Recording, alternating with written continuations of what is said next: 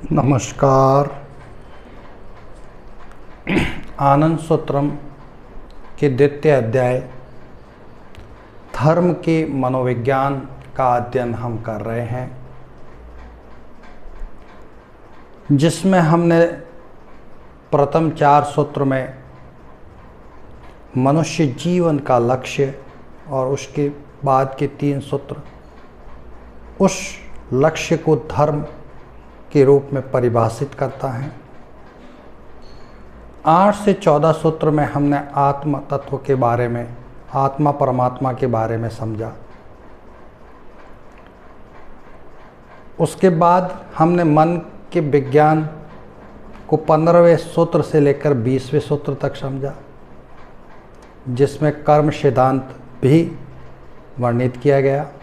अब अंत में हम इस जगत, भूत देह और जीव देह के बारे में समझते हैं, जिसका वर्णन आनंद सूत्र के 21वें से 24वें, दूसरे अध्याय के 21वें से 24वें सूत्र में किया गया है। हमारा 21वां सूत्र कहता है कि भूमा चिते संसर धारायाम जड़ाभाषम। जब भूमा चित, ब्रह्मी मन का चित संसर धारा में, जागतिक विकास की धारा में बढ़ता है, तो वह जड़ में प्रणीत होकर जो आभास होता है वह ही ये जगत है। वह सबसे पहले आकाश तत्व में, उसके बाद वायु तत्व, अग्नि तत्व, जल तत्व और अंत में पृथ्वी तत्व से।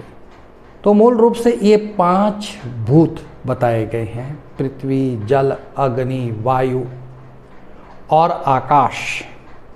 अन्य सभी वस्तुएं इन्हीं से सृष्ट होती हैं।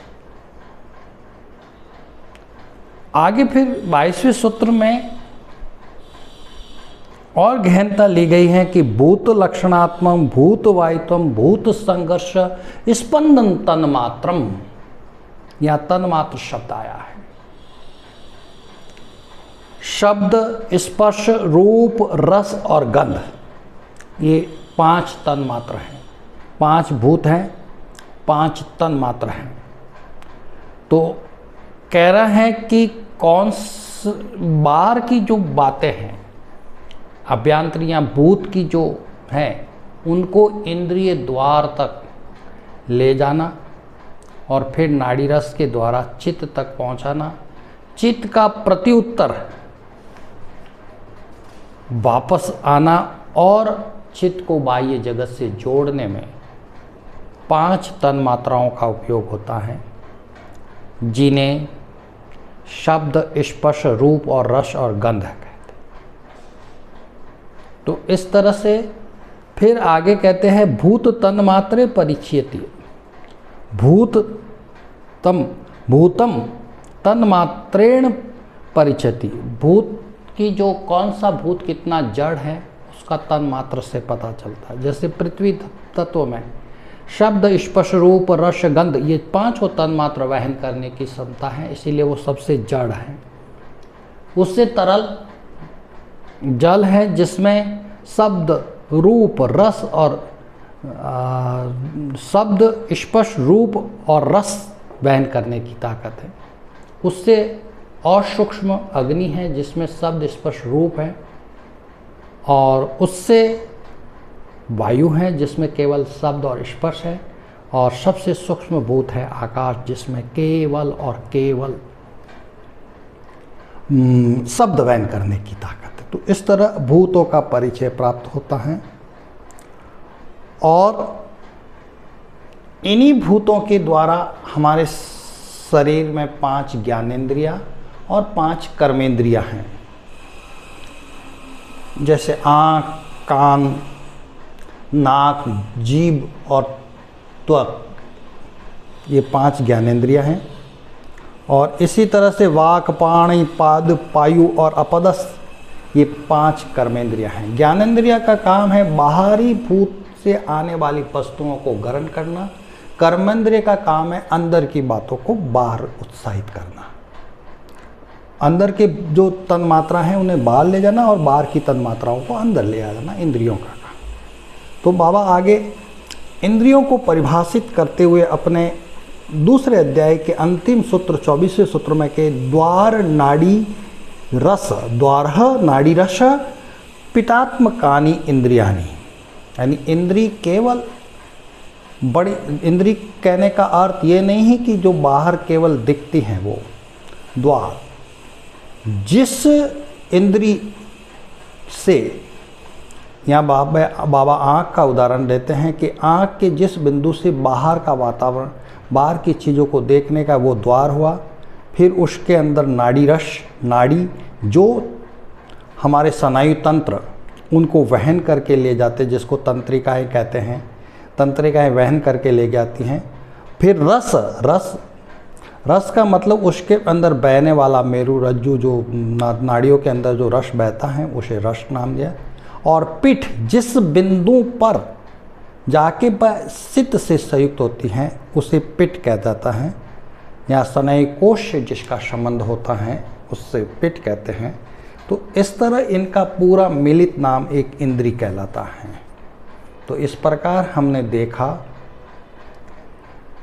जिसके 5 भूत, 5 तन मात्राएं, 5 ज्ञानेंद्रिया, 5 कर्मेंद्रिया। इसी बीच प्राणेंद्री का बड़ा काम है। प्राणेंद्री का काम है चित्त के साथ इनको संयुक्त करवाना। चित्त के साथ जब तक इंद्री संयुक्त नहीं होती है तब तक कोई काम नहीं हो पाता है।